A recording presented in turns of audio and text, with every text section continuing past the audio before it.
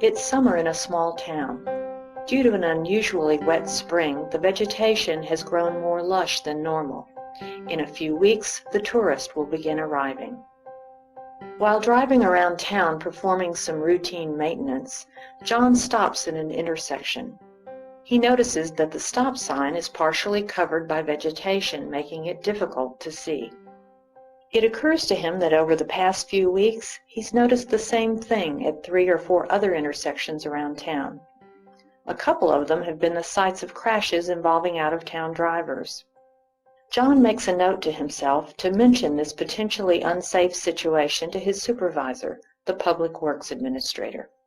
He knows that his supervisor will probably say that resources and funds are stretched too thin right now, and sending out crews to cut overgrown vegetation at stop signs will take too much time and too much money.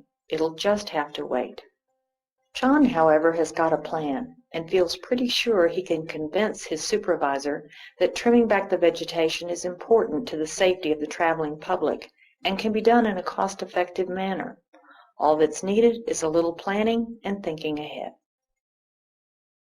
The next morning, John stops by his supervisor's office. Oh, hi, John. How are things going with you?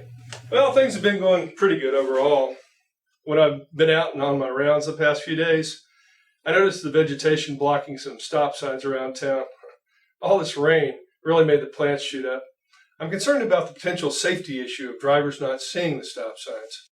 I took a couple of pictures with my phone so you can see what I mean. That one's in Miller's Crossing, where there have been 2 crashes with pretty serious injuries in the past year. It's interesting that almost all of the crashes at these stop-controlled intersections with a vegetation problem involved out-of-town drivers who were unfamiliar with the intersection.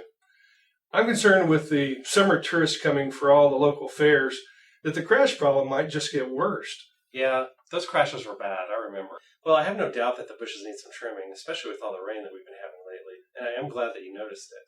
Unfortunately, John, there's not much we can do about it right now. Because of all the rain, all of our people are stretched thin handling the floods and all kinds of other tasks, and we don't have any money to hire additional people right now.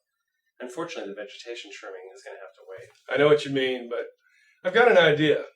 What if we trim the vegetation of the 2 intersections that have the most traffic this week, and then schedule maintenance at 1 or 2 other sites next week? We don't have to do it all at once. That's a good solution, John. We need to think about how we're going to handle this situation every year. The problem is not going to go away, you know. Well, I've been thinking about next year. Hey, why don't we bring this up at our next staff meeting as soon as the tourist situation is under control, and make a plan for inspecting and maintaining the vegetation on a routine basis? Excellent idea, John. I like the way you